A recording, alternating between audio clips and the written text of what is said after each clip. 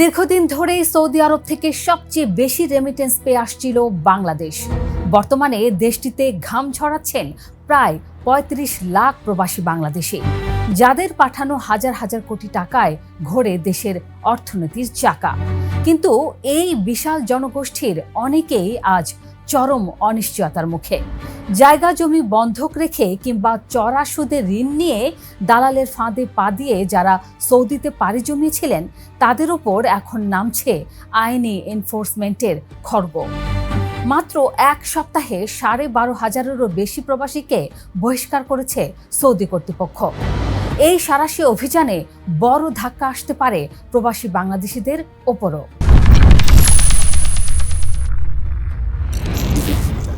Saudi আরবের স্বরাষ্ট্র মন্ত্রণালয়ের সাম্প্রতিক তথ্য রীতিমতো আতঙ্ক জাগানিয়া। কেবল ২৩ থেকে ২৯ জুলাইয়ের মধ্যবর্তী সময়ে অভিযানে আটক হয়েছেন ১৪,১৫৪ জন বাংলাদেশি। একই সময়ে ১২,৬১৩ জনকে সরাসরি নিজ দেশে ফেরত পাঠানো হয়েছে। আর আইনি জটিলতায় এখনও আটকে আছেন ৩০,৬৭৯ জনের ভাগ্য।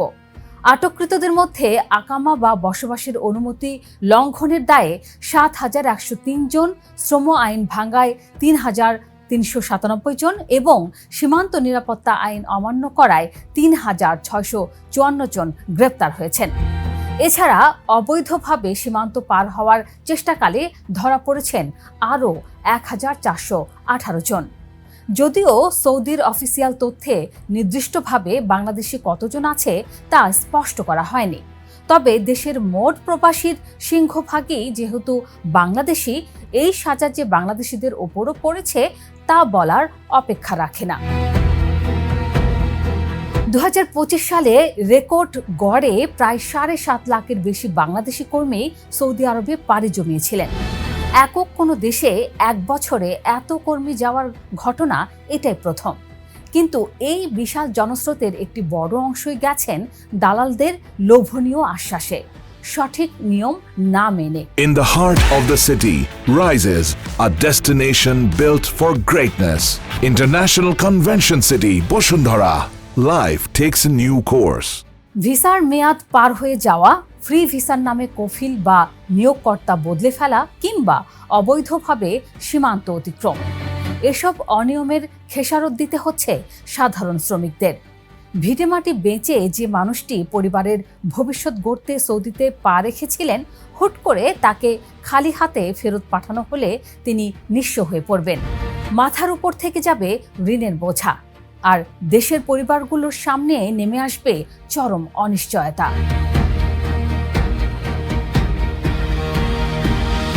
সৌদি সরকারের আইন এখন আগের চেয়ে অনেক বেশি কঠোর। অবৈধ প্রবাসীদের আশ্রয় দেওয়া, তাদের পরিবহন সেবা দেওয়া বা কাজে সহযোগিতার অপরাধে সর্বোচ্চ ১৫ বছরের কারাদণ্ডের বিধান রাখা হয়েছে। পাশাপাশি রয়েছে ১০ লাখ সৌদি রিয়াল পর্যন্ত জরিমানা, যা বাংলাদেশি টাকায় প্রায় ৩ কোটি টাকার সমান।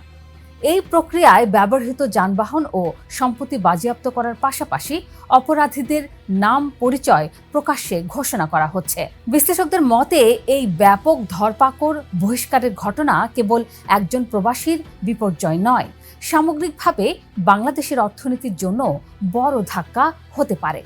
দেশের বৈদেশিক মুদ্রার অন্যতম মূল ভিত্তি সৌদি রেমিটেন্স। যদি বিপুল সংখ্যক বাংলাদেশি ফেরত আসেন, তবে মুদ্রার প্রবাহে বড় ধরনের টান পড়বে। তবে মুদ্রার অপর পিঠে কিছু ইতিবাচক পরিবর্তনও দেখা যাচ্ছে। বাংলাদেশ ও সৌদি আরবের ৫০ বছরের কূটনৈতিক সম্পর্কের ইতিহাসে প্রথমবারের মতো সাধারণ কর্মী নিয়োগ সংক্রান্ত ঐতিহাসিক দ্বিপাক্ষিক চুক্তি সই হয়েছে রিয়াদে। এই চুক্তি সঠিকভাবে বাস্তবায়িত হলে আগামী ২ বছরে সৌদিতে বাংলাদেশি কর্মী নিয়োগের হার অন্তত ২০% বাড়ার সম্ভাবনা আছে। এই চুক্তির সবচেয়ে বড় দিক হল দালাল চক্র দমনে যৌথ মনিটরিং ব্যবস্থা, ডিজিটাল সিস্টেমে কর্মী নিয়োগ যাচাই এবং নারী কর্মীদের সুরক্ষা নিশ্চিতের সুস্পষ্ট প্রতিশ্রুতি। রিয়াদের বাংলাদেশ দূতাবাসও বর্তমানে সৌদিতে কর্মরত বাংলাদেশিদের আকামা ও ওয়ার্ক পারমিট সময় মতো নবায়নের জোরালো আহ্বান জানাচ্ছে।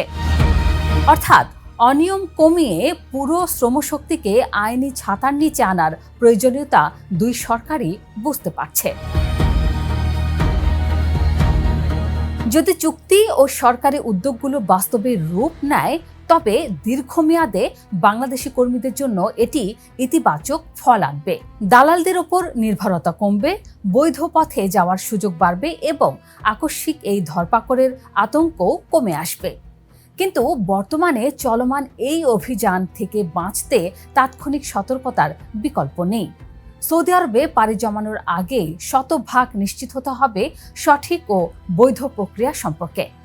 অনুমোদিত এজেন্সি, কাজের প্রাক প্রশিক্ষণ এবং বৈধ ভিসা, এই বিষয়গুলো ঠিক থাকলে প্রতারণার ঝুঁকি প্রায় শূন্যে নেমে আসে। আর যারা ইতিমধ্যে সৌদিতে আছেন, তাদের আকামা ও ওয়ার্ক পারমিটের মেয়াদের দিকে নিয়মিত নজর রাখা এবং যে কোনো আইনি জটিলতায় দ্রুত দূতাবাসের সঙ্গে যোগাযোগ করা উচিত।